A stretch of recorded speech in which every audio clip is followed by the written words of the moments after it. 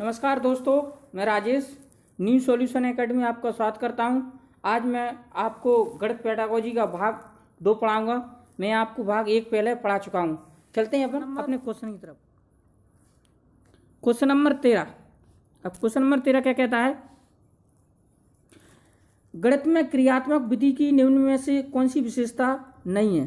गणित क्रियात्मक विधि में निम्न में से कौन सी विशेषता नहीं है? ए, छात्रों में विभिन्न कौशलों का विकास करना। बी, इस विधि द्वारा शिक्षण ग्रहण कर विद्यार्थी श्रम के महत्व को समझते हैं। सी, छात्रों में विभिन्न सामाजिक गुणों का विकास होता है। डी, उपरोक्त में कोई नहीं। तो इसका राइट आंसर होगा डी। इसका राइट आंसर क्या होगा? डी। अब इसका राइट आंसर डी क्यों होगा? क्योंकि इसमें ये बताया गया है कि निम्न की विशेषता नहीं है। नेगेटिव की पहले ही बात इसमें की गई है, क्योंकि छात्रों का ये विभिन्न कौशलों का विकास होगा। बिल्कुल राइट बात है, ठीक है। अब इस विधि द्वारा ग्रहण की विद्यार्थी श्रम के महत्व को समझेंगे, बिल्कुल सही है। विभिन्न सामाजिक गुणों का विकास होगा, ये सारी बातें राइट है। लेकिन उसमें क्या पूछा? नेगेटिव पूछेगा, इसलिए राइट आंसर इसका डी होगा। इसका राइट आंसर क्या होगा? आपका राइट आंसर होगा डी। इसका राइट आंसर डी होगा। अब चलते हैं अपन अगले क्वेश्चन की तरफ। अब क्वेश्चन नंबर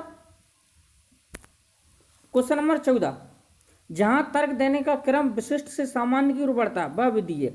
बात की गई है विशिष्ट से सामान्य की ओर। ए, आगमन विधि। बी, प्रदर्शन विधि। सी, योजना विकास विधि। डी, निगमन विधि। अब इसमें क्या बात की गई? विशिष्ट से सामान्य की ओर बढ़ता है वह विधि है। तो इसका राइट आंसर होगा ए, आगमन विधि। आगमन विधि में क्या होता है? पहले बच्चे को हर चीज को विशिष्ट चीज सिखाई जाती है, उसके बाद सामान्य की ओर उसको ले जाया जाता है। वैसे देखा जाए तो आगमन विधि में आता है। आगमन विधि पहले क्या किया जाता है? पहले बच्चों को उदाहरण दिए जाते हैं। क्या उदाहरण दिए जाते हैं, उसके बाद उसके बारे में समझाया जाता है। तो पहले से उदाहरण से नियम की ओर चलते हैं, जी आगमन विधि में होता है। चलते हैं अपन अगले क्वेश्चन की तरफ। 15। अब क्वेश्चन नंबर 15 क्या कहता है? किसी प्रमेय का परिकल्पना और निष्कर्ष को परंपरा बदलने से प्राप्त कथन कहलाता है। उन्होंने कहा है किसी प्रमेय की परिकल्पना और निष्कर्ष को परंपरा बदलने का कथन है। ए, प्रमेय का विलोम। बी, प्रमेय का प्रतिलोम। सी, प्रमेय का प्रतिधानात्मक। उपयुक्त में से कोई नहीं। तो इसका राइट आंसर होगा ए, क्योंकि इसमें क्या है? विलोम की बात कही है, यानी अपोजिट की बात कर। क्या परिकल्पना और निष्कर्ष को परंपरागत बदलने से कथन कहलाता है। तो ये क्या कहलाता है? विलोम। अब चलते हैं अपन अगले क्वेश्चन तरफ। Question number 16। किस प्रकार के मूल्यांकन का मुख्य अभिप्राय विद्यार्थियों को फीडबैक देता है? यानी कि कौन सा मूल्यांकन है जिसमें बच्चों को फीडबैक के बारे में देता है? ए, रचनात्मक मूल्यांकन। बी, निदानात्मक मूल्यांकन। सी, सरासात्मक मूल्यांकन। डी, भविष्यात्मक मूल्यांकन। तो इसका राइट आंसर होगा तुम्हारा ए। क्या होगा? ए, रचनात्मक मूल्यांकन। रचनात्मक मूल्यांकन में क्या है? बच्चों को फीडबैक के बारे में दिया जाता है कि बच्चों ने अभी तक कितनी चीज ग्रहण की है, जो इसका फीडबैक होता है। अब चलते हैं अपन अगले क्वेश्चन की तरफ। Question number 17। अब क्वेश्चन नंबर 17 क्या कहता है? गणित के अधिगम के प्रति छात्रों की संवेदनशीलता जागृत करने के लिए प्रभावी उपाय है। गणित की अधिगम यानी गणित के सीखने प्रति छात्र की संवेदनशीलता को करने के लिए प्रभावी उपाय है। ए, विषय सामग्री छात्रों अनुभव के क्षेत्र से संबंधित करना। बी, जो पढ़ाया जाना है उससे संबंधित प्राप्त पूर्व ज्ञान की जांच करना।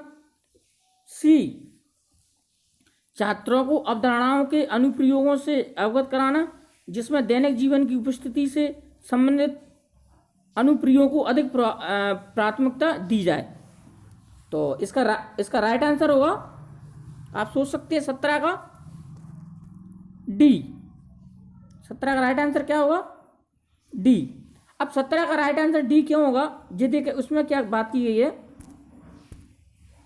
इसमें बात देखी गई तो पहला आप देख सकते हैं ए में बात ये छात्रों को अनुभव के क्षेत्रों से संबंधित करना, यानी उसको सबसे पहला क्या उसके छात्रों अनुभवों के क्षेत्र से जोड़ना है। उसमें बी क्या कहता है,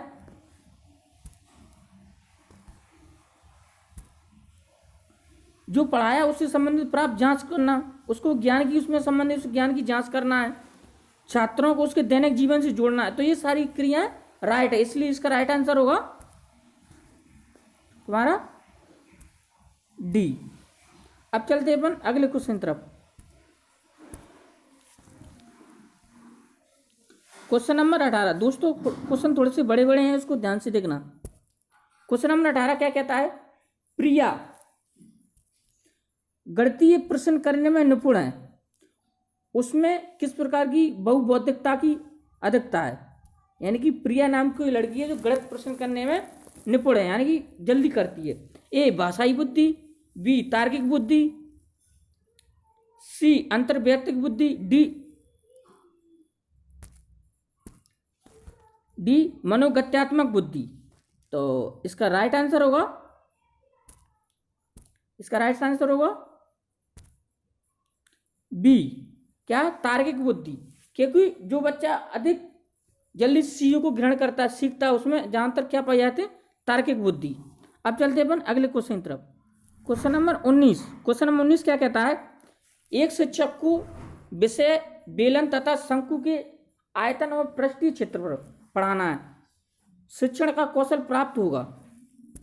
यानी कि एक शिक्षक है, उसको बेलन और शंकु के आयतन की पृष्ठीय क्षेत्रफल को पढ़ाना है। ए छात्र एक बेलन और शंकु के अभिलक्षणों में भेद कर पाएगा। बी छात्र एक बेलन और एक शंकु की आकृति बना पाएगा। सी ए और बी दोनों। डी उपरोक्त में से कोई नहीं। तो इसका राइट आंसर होगा 19 का बी। इसका राइट आंसर होगा बी। इसमें क्या उसकी आकृति के बारे में बात की है, तो एक छात्र एक बेलन और शंकु की आकृति बना पाएगा, तो इसका राइट आंसर होगा बी। अब चलते हैं अपन अगले क्वेश्चन तरफ।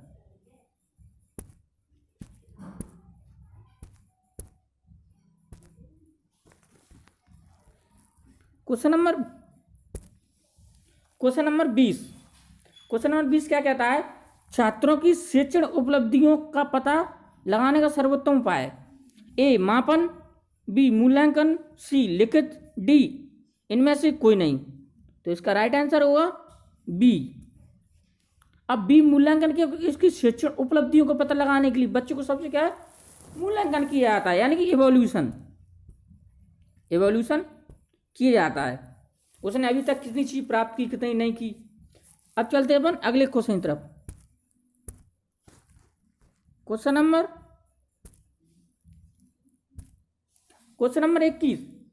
बच्चों के वर्गीकरण और कक्षा की उन्नति के लिए निम्न में से मूल्यांकन का अति आवश्यक है। बच्चों का वर्गीकरण के लिए कक्षा में सब उन्नति के निम्न में से कौन सा मूल्यांकन अति आवश्यक है। ए व्यापक मूल्यांकन, बी सतत मूल्यांकन, डी मनोवैज्ञानिक मूल्यांकन, डी व्यक्तिगत मूल्यांकन। तो इसका राइट आंसर होगा बी सतत मूल्यांकन। बच्चों का लगातार अगर इवोल्यूशन होता रहे तो वो सबसे अच्छे मूल्यांकन होता है। अब चलते हैं अपन अगले क्वेश्चन की तरफ।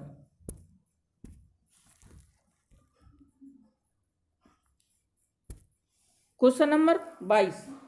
मूल्यांकन एक ऐसी प्रक्रिया है जिसमें सही ढंग से किसी वस्तु का मापन किया जा सकता है। यह कथन किसका है। कथनों से काफी क्वेश्चन पूछ जाते हैं, समझे बहुत इंपॉर्टेंट क्वेश्चन है, आपको इसको अच्छी तरह से याद ही करना होगा। ए गुड्स का, बी डेंडेकर का, सी स्किनर का, डी जीन पियाजे का। तो इसका राइट आंसर होगा ए गुड्स का। तो इसका राइट आंसर होगा गुड्स का। Question number 23। एक अध्यापक अपनी कक्षा में छात्रों को त्रिभुजों की रचना संबंधित प्रश्न कराता है।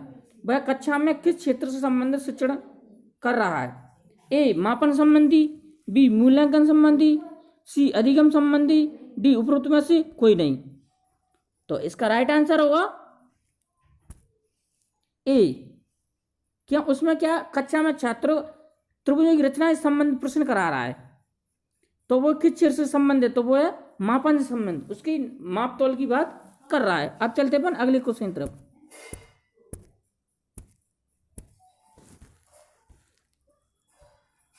क्वेश्चन नंबर 25 दोस्तों, ये अपने सेशन का लास्ट क्वेश्चन है।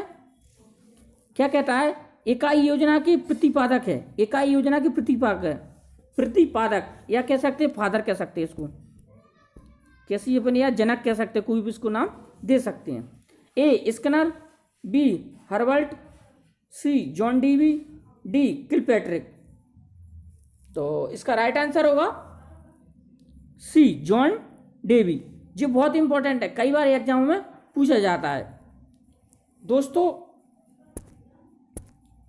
बस आज के लिए इतना ही है।